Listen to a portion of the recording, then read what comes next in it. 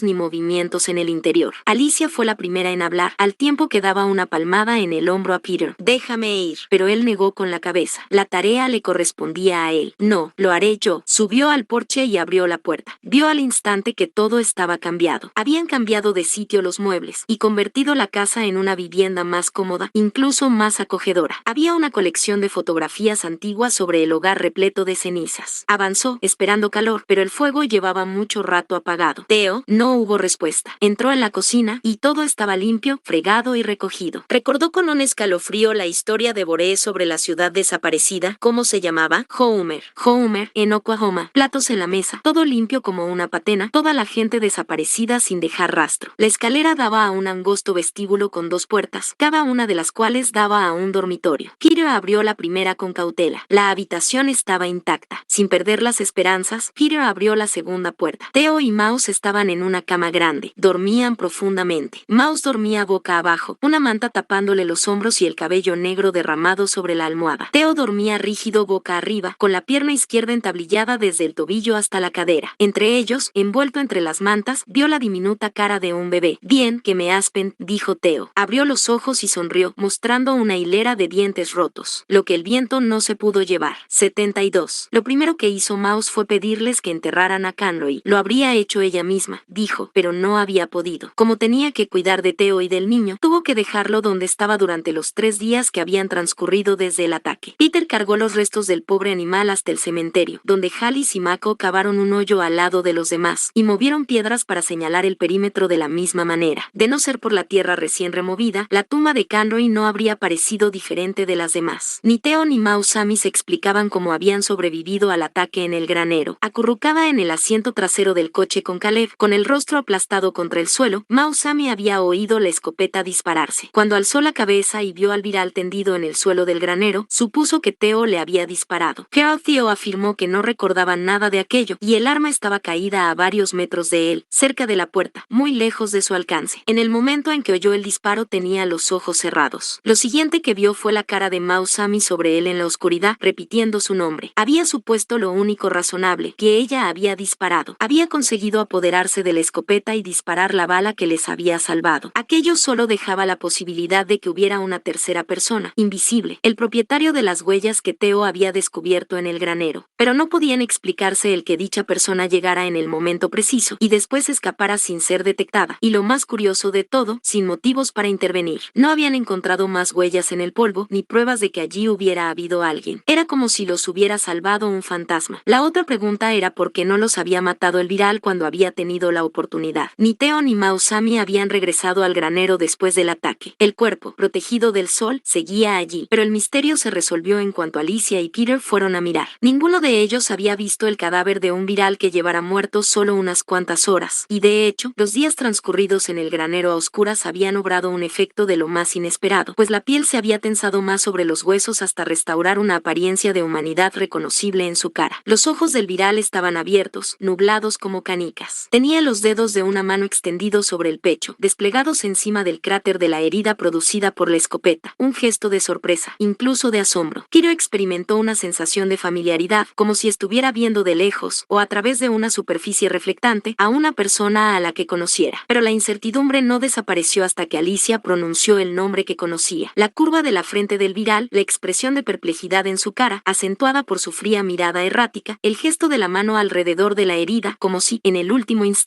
hubiera querido comprobar lo que le estaba pasando. No cabía duda de que el hombre que yacía en el suelo era Galen Strass. ¿Cómo había llegado hasta allí? ¿Había ido en su busca? ¿Lo habían secuestrado durante el camino? ¿O era al revés? ¿Iba en pos de Mausami o del niño? ¿Había ido en busca de venganza? ¿A despedirse? ¿Tal vez? ¿Dónde creía Galen Strass que estaba su hogar? Alicia y Peter depositaron el cuerpo en una lona y lo arrastraron fuera de la casa. Tenían la intención de quemarlo, pero Mausami se opuso. Podía ser que fuera un viral, dijo, pero también había sido su marido. No merecía lo que le había pasado. Debían enterrarlo con los demás. Al menos le concedería eso. Y eso hicieron. Enterraron a Gallén la tarde de su segundo día en la alquería. Todos se habían congregado en el jardín, excepto Theo, que aún seguía confinado en la cama y, de hecho, se quedaría en ella durante muchos días más. Sara sugirió que todos contaran una historia sobre algo que recordaran de Galen. Al principio les había resultado difícil, puesto que no había sido alguien a quien conocieran o que les cayera bien, salvo Mouse. Pero al final lo habían logrado, y relataron alguna anécdota en la que Galen había dicho o hecho algo divertido, leal o amable, mientras Greer y Amy miraban, testigos del ritual. Cuando hubieron terminado, Peter se dio cuenta de que había ocurrido algo importante, un reconocimiento que, una vez llevado a cabo, no podía negarse. Tal vez hubieran enterrado el cuerpo de un viral, pero la persona que había enterrada allí era un hombre. La última en hablar fue Mausami. Sostenía a Caleb, que se había dormido. Carraspeó, y Peter vio que sus ojos estaban empañados por las lágrimas. Solo quiero decir que era mucho más valiente de lo que creía la gente. La verdad era que casi había perdido la vista del todo. No quería que nadie supiera lo mal que estaba, pero yo sí lo sabía. Era demasiado orgulloso como para admitirlo. Siento haberlo engañado como lo hice. Sé que quería ser padre, y quizá por eso vino hasta aquí. Supongo que parecerá extraño decirlo, pero creo que habría sido un buen padre. Ojalá hubiera tenido la oportunidad. Guardó silencio, se cambió el bebé al hombro y utilizó la mano libre para secarse los ojos. Eso es todo, dijo. Gracias a todos por hacer esto. Si os parece bien, querría estar un momento a solas. El grupo se dispersó y dejó sola a Mausami. Peter subió al dormitorio y encontró a su hermano despierto e incorporado, con la pierna entablillada extendida ante él. Además de la pierna rota, Sara creía que tenía fracturadas 3 costillas, como mínimo. Si se tenía en cuenta todo lo sucedido, podía considerarse afortunado por el hecho de estar vivo. Peter se acercó a la ventana que daba al jardín. Mouse seguía de pie junto a la tumba. El bebé se había despertado y empezó a removerse. Mouse estaba balanceándose atrás y adelante, y con una mano abarcaba la parte posterior de la cabeza de Caleb, apoyado contra su hombro, mientras intentaba calmarlo. ¿Sigue ahí?, preguntó Theo. Peter se volvió hacia su hermano, cuyo rostro estaba levantado hacia el techo. No pasa nada si lo está, dijo Theo. Solo era una pregunta. Sí, sigue ahí. Theo no dijo nada más, con expresión impenetrable. ¿Cómo va la pierna?, preguntó Peter. Hecha una mierda. Theo se pasó la lengua por los dientes rotos. No obstante, lo que más me molesta son estos dientes. Tengo la impresión de que no hay nada en su sitio. No consigo acostumbrarme. Peter dejó que su mirada vagara hacia la ventana de nuevo. El espacio donde había estado Mouse se hallaba desierto. Oyó abajo el ruido de la puerta de la cocina al cerrarse. Después volvió a abrirse, y Greer salió con un rifle. Se quedó parado un momento. Cruzó el patio en dirección a la leña apilada al lado del granero, apoyó el rifle contra la pared, levantó el hacha y comenzó a cortar troncos. Escucha, dijo Theo, sé que te llevaste una decepción cuando me quedé aquí. Peter se volvió hacia su hermano una vez más. Oyó las voces de los demás que se habían reunido en la cocina. Tranquilo, dijo. Después de todo lo sucedido, hacía mucho tiempo que Peter se había desentendido de sus decepciones. Mouse te necesitaba. Yo habría hecho lo mismo. Pero su hermano negó con la cabeza. Déjame hablar un momento. Sé que hacía falta mucho valor para hacer lo que hiciste. No quiero que creas que no me di cuenta. Pero lo cierto es que no estoy hablando de eso. Es fácil ser valiente cuando la alternativa es que te maten. Lo que de verdad cuesta es tener esperanzas. Tuviste algo que nadie más veía y seguiste el rastro. Yo jamás podría haber hecho eso. Lo intenté, créeme, aunque solo fuera porque papá parecía desear que lo hiciera, pero no fui capaz de hacerlo. ¿Sabes qué es lo más divertido? Me alegré cuando llegué a esa conclusión. Parecía casi enfadado, pensó Peter. No obstante, el rostro de su hermano mano se había animado mientras hablaba. ¿Cuándo?, preguntó Peter. ¿Cuándo qué? ¿Cuándo llegaste a esa conclusión? Theo alzó la vista. ¿Quieres que te diga la verdad? Creo que siempre lo supe. Pero fue la primera noche en la central eléctrica cuando vi lo que albergabas en tu interior. No lo de salir como hiciste, porque estoy seguro de que fue idea de Liz. Fue la expresión de tu cara, como si hubieras visto toda tu vida allí fuera. Te atormentaba, estoy seguro. Fue una estupidez, y podría haber supuesto la muerte de todos, pero me sentí aliviado. Sabía que ya no estabas fingiendo. Suspiró y meneó la cabeza. Nunca quise ser como papá, hermano. Siempre pensé que las largas marchas eran una locura, incluso antes de que se marchara para no volver. No le veía la lógica. Pero ahora os miro a Amy y a ti y me doy cuenta de que esto no es una cuestión de lógica. Nada de esto es lógico. Lo que hiciste, lo hiciste guiado por la fe. No te envidio, y sé que voy a estar preocupado por ti todos los días de mi vida, pero me siento orgulloso de ti. Hizo una pausa. ¿Quieres saber algo más? Peter estaba demasiado estupefacto como para contestar. Asintió a duras penas. Creo de verdad que nos salvó un fantasma. Pregúntale a Mouse, ella te lo dirá. No sé qué es, pero aquí hay algo diferente. Pensé que iba a morir, Peter. Pensé que todos íbamos a morir. No lo pensé, lo sabía. De la misma manera que sé esto. Es como si el lugar nos estuviera observando, cuidándonos, diciéndonos que, mientras nos quedemos aquí, estaremos a salvo. Dirigió a Peter una mirada angustiada. No tienes por qué creerme. No he dicho que no te creyera. Theo rió e hizo una mueca cuando el dolor se reprodujo en sus costillas vendadas. Estupendo, dijo, y volvió a apoyar la cabeza en la almohada. Porque yo sí te creo, hermano. De momento, no iban a ir a ningún sitio. Sara dijo que la pierna de Theo necesitaría al menos 60 días antes de poder pensar en caminar, y Mausami estaba todavía muy débil, agotada todavía a causa de su largo y trabajoso parto. De todos ellos, Caleb era el único que parecía sentirse a la perfección. Tan solo contaba unos días de edad, pero sus ojos ya se veían muy abiertos y brillantes, siempre mirando a su alrededor. Dedicaba sonrisas a todo el mundo, pero sobre todo a Amy. Siempre que oía su voz, o intuía su presencia cuando entraba en la habitación, emitía un gritito de felicidad, al tiempo que agitaba brazos y piernas. Creo que le gustas, dijo Mouse un día en la cocina, mientras se esforzaba por darle de mamar. Puedes sostenerlo, si quieres. Mientras Peter y Sarah me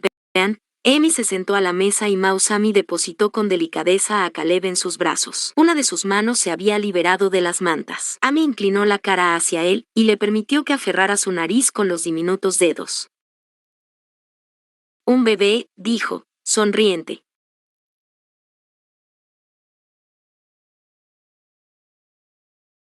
Mouse lanzó una carcajada irónica. Eso es lo que es. Apretó la palma de la mano contra su pecho, sobre sus senos doloridos, y gimió. Un chico de pies a cabeza. Yo nunca había visto ninguno. Amy clavó la vista en su cara. Todo en él era nuevo, como empapado en un milagroso líquido vivificante. Hola, bebé. La casa era demasiado pequeña como para alojar a todo el mundo, y Caleb necesitaba silencio. Sacaron los colchones sobrantes y se trasladaron a una de las casas vacías que había al otro lado del sendero. ¿Desde cuándo no había habido tanta actividad en aquel lugar? Desde la última vez en que había vivido gente en más de una casa, aparecieron grandes zarzas de frambuesas junto al río, endulzadas por el sol. El agua bullía de peces. Alicia volvía todos los días de cazar, cubierta de polvo y sonriente, con sus presas oscilando de un acollador colgado a su espalda, conejos de orejas largas, gordas perdices, y algo que parecía un cruce entre una ardilla y una marmota, y que sabía a venado. No llevaba ni rifle ni arco, solo utilizaba el cuchillo. Mientras yo esté aquí, nadie volverá a pasar hambre, dijo. A su manera, fueron tiempos felices, tiempos tranquilos, había comida en abundancia, días templados y cada vez más largos, las noches serenas, al parecer, carentes de peligro, bajo una capa de estrellas. Y no obstante, una nube de angustia se cernía sobre toda aquella situación, creía Peter. En parte sabía que era debido a su certeza de que todo era transitorio, y a los problemas que planteaba su inminente partida, la logística de la comida, el combustible y las armas, y el espacio donde pudieran transportarlo todo. Solo tenían un bebé que apenas podía albergar a todo el mundo, sobre todo a una mujer con un bebé. También le preocupaba que encontrarían en la colonia cuando regresaran. ¿Las luces continuarían encendidas? ¿Sanjay ordenaría que los detuvieran a todos? Aquella preocupación se le había antojado lejana unas semanas antes, algo por lo que no valía la pena perder el sueño, pero ya no. De todos modos, en el fondo, no eran esas cuestiones las que le angustiaban. Era el virus. Quedaban 10 frascos en su reluciente contenedor metálico, dentro de su mochila, guardada en el armario de la casa donde dormía con Greer y Mako. El comandante tenía razón. Solo existía una explicación de que Lacey se los hubiera dado a él. Ya habían salvado a Alicia, y más que eso. Esa era el arma de la que Lacey había hablado, más poderosa que los fusiles, los cuchillos o las ballestas, más poderosa incluso que la bomba utilizada para matar a Babcock. Pero si seguía recluida en su caja metálica no serviría de nada. No obstante, Greer se había equivocado en una cosa. Peter no debía tomar la decisión solo. Necesitaba que todos los demás se mostraran de acuerdo. La alquería era un lugar tan bueno como otro cualquiera para cumplir con su propósito. Tendrían que atarlo, por supuesto. Utilizarían una habitación de una de las casas vacías. Greer cuidaría de él si las cosas se torcían. Peter ya se había ocupado de eso. Los reunió una noche. Se congregaron alrededor de un fuego encendido en el patio, todos excepto Mausami, que descansaba arriba, y Amy, que cuidaba de Caleb. Lo había planeado así. No quería que Amy se enterara. No porque fuera a protestar, pues dudaba que lo hiciera, pero quería protegerla de su decisión y las posibles consecuencias. Theo había conseguido salir cojeando sobre un par de muletas que Halis había improvisado con restos de madera. En cuestión de unos días, las tablillas desaparecerían. Peter había ido con la mochila, dentro de la cual estaban los frascos. Si todo el mundo se mostraba de acuerdo, no habría motivos para que se produjeran más aplazamientos. Se sentaron sobre el círculo de piedras que había alrededor del fuego, y Peter les contó lo que quería hacer. Mako fue el primero en hablar. Estoy de acuerdo, dijo. Creo que deberíamos intentarlo. Bien, pues yo creo que es una locura, interrumpió Sarah. Miró a los demás. ¿Es que no os dais cuenta? Nadie lo va a decir, pero yo sí. Es malvado.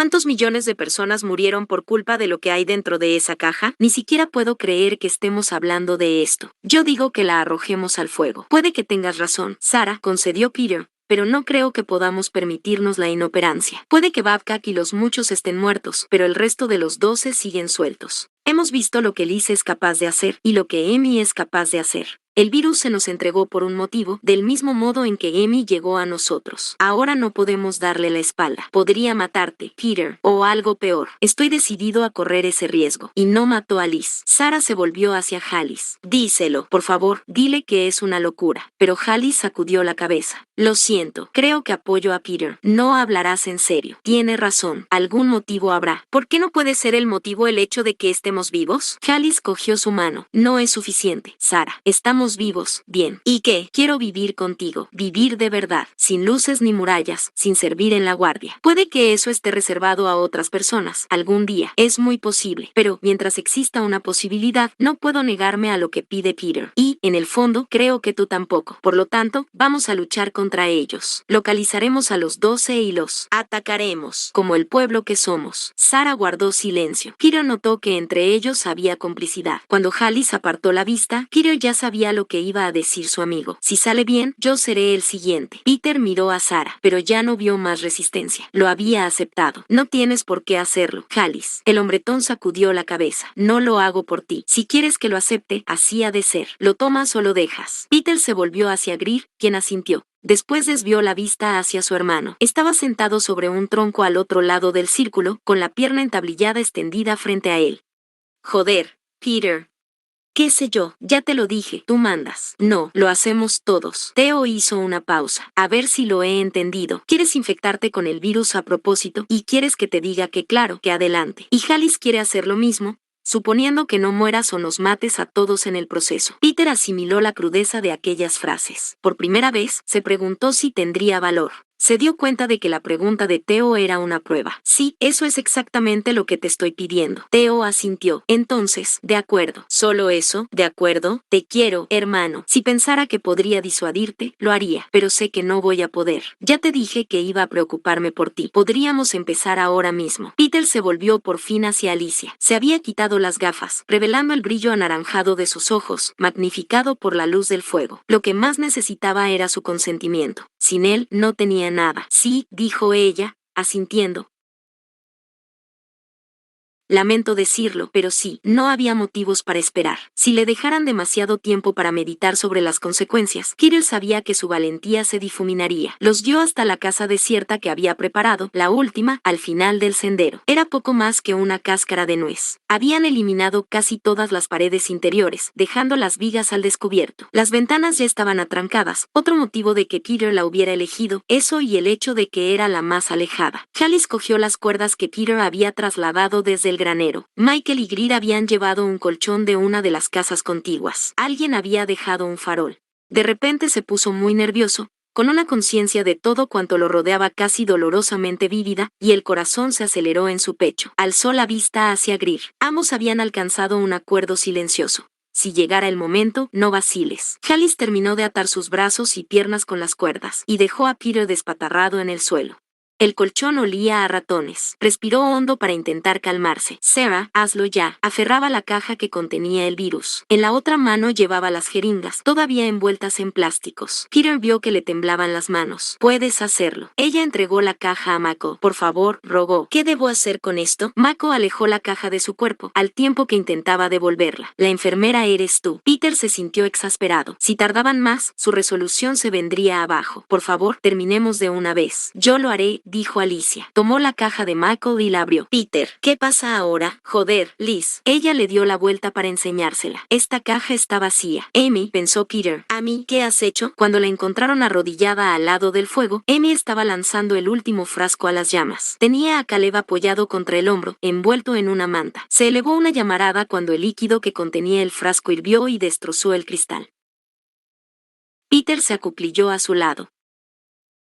Estaba demasiado estupefacto como para sentirse airado. Ni siquiera sabía lo que sentía. ¿Por qué lo has hecho, Amy? Ella no lo miró, sino que mantuvo la vista clavada en el fuego, como para comprobar que el virus había desaparecido. Con los dedos de la mano libre estaba acariciando el pelo oscuro del bebé. Sarah tenía razón, dijo por fin. Era la única manera de asegurarse. Alzó los ojos de las llamas, y cuando Peter vio lo que albergaban, comprendió qué había hecho. Había decidido aliviarlo de aquella carga, a él y a todos, como un acto de clemencia. Lo siento, Peter, dijo Amy, pero te habrías convertido en alguien como yo, y no podía permitir que eso sucediera. No volvieron a hablar de aquella noche, del virus, las llamas o lo que Amy había hecho. A veces, cuando recordaba aquellos sucesos, Peter experimentaba la extraña sensación de que había sido un sueño, o si no era un sueño, algo similar, con la textura inevitable de los sueños, y acabó por convencerse de que la destrucción del virus no era, en último extremo, la catástrofe que había temido, sino un paso más en el camino que recorrerían juntos, y lo que les aguardaba era algo que él ignoraba, que no necesitaba saber. Al igual que Amy, era algo que creería a pies juntillas. La mañana de la partida, Peter estaba parado en el porche con Mako y Theo, contemplando la salida del sol. Su hermano se había quitado las tablillas por fin. Podía andar, pero con una pronunciada cojera, y se cansaba enseguida. Halis y Sarah estaban cargando el Umbee con los últimos pertrechos. Amy aún estaba dentro con Mouse, quien estaba dando de mamar a Caleb por última vez antes de partir. Tengo la sensación de que, si alguna vez volvemos aquí, todo seguirá igual que ahora, dijo Theo, como lejos de todo, como si el tiempo no pasara. Tal vez vuelvas, dijo Peter. Theo guardó silencio y dejó que su mirada resbalara sobre la calle polvorienta. Joder, hermano, dijo, sacudiendo la cabeza. No lo sé, es bonito creerlo, de todos modos. Amy y Mausami salieron de la casa. Todo el mundo se congregó alrededor del Umbee. Otra partida, otra despedida. Hubo abrazos, buenos deseos y lágrimas. Sarah se puso al volante, con Halis al lado, Theo y Mausami en la parte de atrás con sus pertrechos. En el compartimento de carga del Umbee iban también los documentos que Lacey había entregado a Peter. Entrégaselos a quien esté al mando, había dicho Peter. Amy dio un último abrazo a Caleb. Cuando Sarah encendió el motor, Greer se acercó a la ventanilla bajada del conductor. Recuerda lo que te he dicho. Desde el depósito de combustible, recto hacia el sur por la autopista 191. Deberías tomar la ruta 60 en Eagar. Es la carretera de Roswell que os lleva directos a la guarnición. Hay búnkeres fortificados cada 100 kilómetros. Los he marcado en el plano de Halis, pero buscad las cruces rojas, no podéis pasarlas por alto. No son lo que se dice lujosos, pero os podrán servir de ayuda. Allí hay municiones y combustible, lo que necesitéis.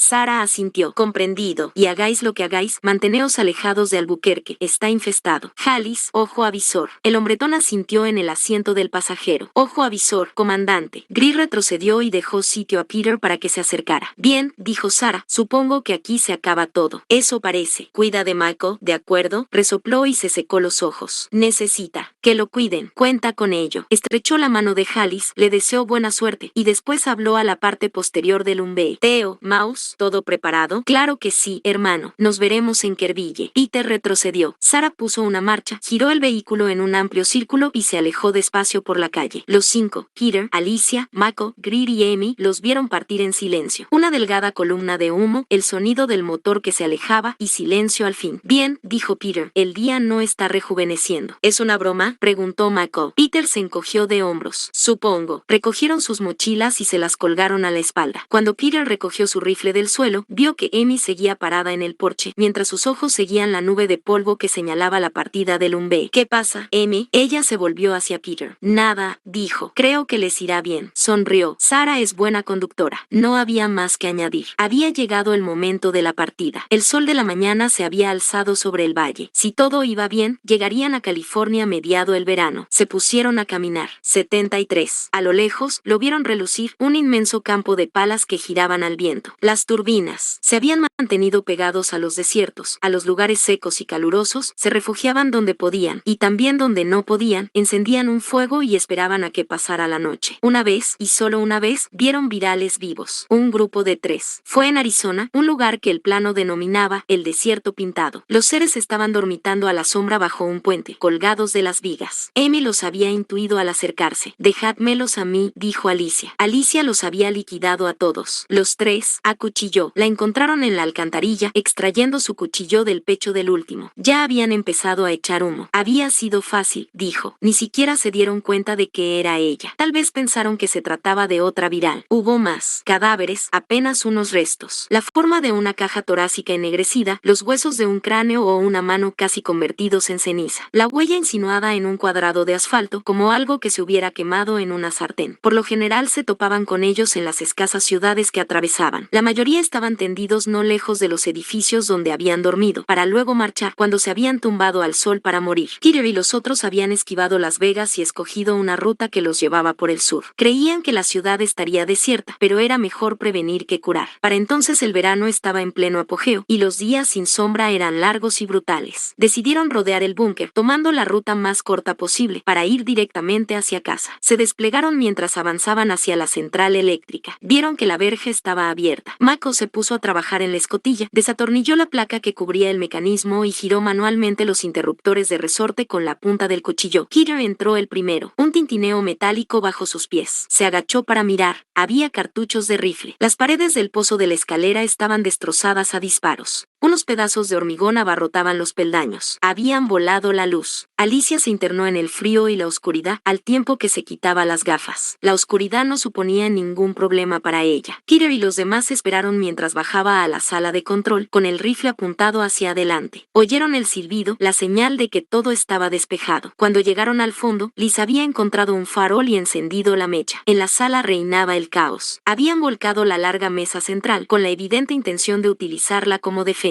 El suelo estaba sembrado de más cartuchos y cargadores vacíos, pero el panel de control parecía intacto y los contadores brillaban. Avanzaron hacia los trasteros y los barracones. No había nadie, ningún cadáver. Amy, dijo Peter, ¿sabes qué pasó aquí? Como todos ellos, estaba contemplando atónita y callada el alcance de la destrucción. Nada, ¿no percibes nada? Ella negó con la cabeza. Creo que esto lo hizo gente. Habían apartado la estantería que ocultaba los rifles. Los rifles del tejado también habían desaparecido. ¿Qué estaban viendo? Una batalla, pero ¿quién había luchado contra quién? Se habían disparado cientos de balas en el pasillo y en la sala de control, y muchas más en los barracones. Aquello era un caos. ¿Dónde estaban los cadáveres? ¿Dónde estaba la sangre? Bien, hay corriente, anunció Mako, sentado ante el panel de control. El pelo le caía hasta los hombros. Tenía la piel bronceada por el sol y se le estaba pelando en los pómulos. Estaba pulsando teclas, leyendo los números que desfilaban por la pantalla. Los valores de los contadores son positivos. Tendría que subir mucha corriente montaña arriba. A menos que... Hizo una pausa, se dio unos golpecitos en los labios con un dedo. Empezó a teclear de nuevo furiosamente. Se levantó para echar un vistazo a los contadores y volvió a sentarse. Dio unos golpecitos en la pantalla con la larga uña de un dedo. Aquí, explícate, Mako, lo urgió Peter. Es el registro de seguridad del sistema. Todas las noches, cuando las baterías descienden por debajo del 40%, envía una señal a la central y solicita más corriente. Todo está automatizado y esto no debería pasar nunca. La primera vez que ocurrió fue hace 6 años, y desde entonces ha sucedido casi todas las noches. Hasta ahora, hasta hace, veamos, 323 ciclos. Ciclos. Días. Peter. No sé qué significa eso, Mako. Significa que o bien alguien consiguió arreglar esas baterías, cosa que dudo, o bien no generan corriente. Alicia frunció el ceño. Pero eso es absurdo. ¿Por qué no van a generar corriente? Michael vaciló. Peter leyó la verdad en su rostro. Porque alguien apagó las luces, contestó. Pasaron una noche inquieta en el búnker y partieron por la mañana. A mediodía habían atravesado Banning de iniciado el ascenso. Cuando pararon a descansar, a la sombra de un pino alto, Alicia se volvió hacia Peter. Por si acaso Mako se ha equivocado y nos detienen, quiero que sepas que voy a acusarme de haber matado a aquellos hombres. Aceptaré lo que me caiga, pero no voy a permitir que os acusen. Y no van a tocar ni a Amy ni al circuito. Era más o menos lo que él había esperado. No será necesario, Liz. Dudo que Sanjay haga algo en este momento. Puede que no, pero ya lo hemos dejado claro. Yo tampoco voy a preguntar. Estad preparados. ¿Comprendido, Greer? El comandante asintió, pero esta advertencia no valió de nada. Cuando llegaron a la última curva de la carretera, por encima del campo de arriba, lo supieron. Vieron la muralla, que se alzaba entre los árboles, con las pasarelas desocupadas, sin la menor señal de la guardia. Un silencio siniestro flotaba sobre el recinto. Las puertas estaban abiertas y sin guardias. La colonia estaba desierta. Encontraron 2 cadáveres. El primero fue el de Gloria Patel. Se había ahorcado en la sala grande, entre los catres y cunas vacíos. Había utilizado una escalerilla larga y subido para fijar una cuerda a una de las vigas, cerca de la puerta. La escalerilla estaba caída de lado bajo sus pies, congelando el momento en el que ella se había pasado el nudo alrededor del cuello y empujado la escalera al suelo. El otro cadáver era el de Tia. Fue Peter quien la encontró, sentada en una silla de la cocina en el pequeño claro abierto delante de su casa. Llevaba muchos meses muerta, pero su apariencia apenas se había alterado. Cuando tocó la mano que descansaba sobre su regazo, solo sintió la fría rigidez de la muerte. Tenía la cabeza inclinada hacia atrás. Una expresión plácida adornaba su rostro, como si se hubiera dormido. Sabía que había salido al caer la oscuridad y las luces no se encendieron. Había sacado una silla al patio para sentarse y contemplar las estrellas. Peter. Alicia le tocó el brazo mientras él se arrodillaba junto al cuerpo. Peter, ¿qué quieres hacer? Él apartó la vista, y solo entonces se dio cuenta de que sus ojos estaban anegados en lágrimas. Los demás estaban parados detrás de él, un silencioso coro de testigos. Deberíamos enterrarla aquí, cerca de su casa, de su jardín. Lo haremos, contestó Alicia. Me refiero a las luces. No tardará en oscurecer. Mako dice que tenemos una carga entera, si queremos. Miró a Mako y este asintió. De acuerdo, dijo. Cerraron la puerta y se congregaron en el solarium, todos excepto Mako, que había vuelto al faro. Caía el crepúsculo y el cielo se estaba tiñendo de púrpura. Todo parecía en estado de suspensión. Ni los pájaros cantaban. Después se oyó el chasquido de las luces al encenderse, que los bañó de un resplandor intenso y definitivo. Michael llegó a su lado. Esta noche no tendría que haber problemas. Peter asintió. Guardaron silencio un rato en presencia de esta verdad tácita. Una noche más, y las luces de la colonia se apagarían para siempre. ¿Y ahora qué? Preguntó Alicia. En el silencio, Peter sintió la presencia de sus amigos a su alrededor. Alicia, cuya valentía le daba fuerzas. Michael, delgado y curtido, un hombre ya. Greer, de semblante sabio y marcial. Y Amy. Pensó en todo lo que había visto, y en aquellos a quienes había perdido, no solo a quienes conocía, sino a todos los demás, y supo cuál iba a ser su respuesta. Ahora iremos a la guerra, dijo. 74. Era la hora que precede al amanecer. Amy salió con sigilo de la casa, sola. La casa de la mujer llamada Tia, que había muerto. La habían enterrado donde se había sentado, envolviendo su cuerpo en un edredón de la cama. Kiro había depositado sobre su pecho una fotografía que había cogido de su dormitorio. La tierra era dura, habían cavado durante muchas horas, y cuando terminaron, habían decidido dormir en la casa. La casa de la mujer, había dicho Peter, sería tan buena como cualquier otro lugar. Amy sabía que él tenía una casa propia, pero por lo visto no quería volver a ella. Peter había estado levantado casi toda la noche, sentado en la cocina de la anciana, leyendo su libro. Entornaba los ojos a la luz del farol cuando pasaba las páginas de letra apretada y hermosa. Preparó una taza de té, pero no se lo bebió. Lo dejó a su lado sobre la mesa, sin tocar, olvidado mientras leía. Al final, Peter durmió algo, y Mako, y Greer, quien había cambiado la guardia con Alicia pasada la medianoche. Ella estaba ahora en la pasarela. Amy salió al porche y sujetó la puerta para que no golpeara al salir. La tierra estaba fría a causa del rocío bajo sus pies descalzos, blanda debido a la almohada de agujas que cubría el suelo. Localizó sin dificultad el túnel que pasaba por debajo de la línea eléctrica, atravesó la escotilla y avanzó. Lo había presentido desde hacía días, semanas, meses. Ahora lo sabía. Lo había presentido durante años, desde el principio. Desde Milagro y el día sin hablar y el gran barco y mucho antes, durante todos los años que se extendían en su interior. El que la había seguido, el que siempre estaba cerca, cuya tristeza era la tristeza que ella sentía en su corazón. La tristeza de echarla de menos. Siempre volvían a casa, y la casa estaba donde estaba Amy. Salió del túnel. Faltaban unos instantes para que amaneciera. Había empezado a clarear, y la oscuridad se disolvía a su alrededor como vapor. Se alejó de las murallas, entró en la protección de los árboles, abrió la mente y cerró los ojos. Ven a mí,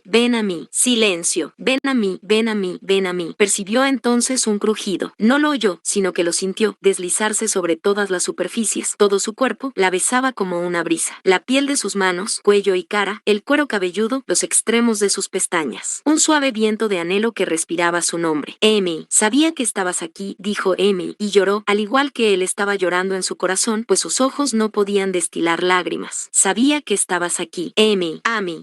Abrió los ojos y lo vio acuclillado ante ella. Avanzó hacia él y tocó su cara donde habían resbalado las lágrimas. Lo rodeó entre sus brazos. Y mientras le abrazaba, sintió la presencia de su espíritu dentro de ella, diferente de todos los demás que portaba, porque también era el de ella. Los recuerdos se vertieron sobre ella como si fueran agua. De una casa en la nieve y un lago y un tío vivo con luces y el tacto de su mano grande alrededor de la suya una noche cuando volaron juntos bajo el alero del cielo. Lo sabía, siempre lo supe. Tú eras el que me amaba. El alba estaba rompiendo sobre la montaña. El sol se estaba deslizando hacia ellos como una espada de luz sobre la tierra. Y no obstante, ella lo retuvo tanto tiempo como se atrevió. Lo albergó en su corazón. Encima de ella, en la pasarela, Alicia estaba mirando. Amy lo sabía, pero daba igual. Lo que estaba presenciando sería un secreto entre ellas, una cosa sabida pero de la que nunca se hablaría. Como Peter era lo que era. Hughes Amy creía que Alicia también lo sabía. Recuerda, le dijo, recuerda, pero se había ido. Sus brazos solo retenían el espacio. Volgast se estaba elevando, se estaba alejando. Se produjo un temblor de luz en los árboles.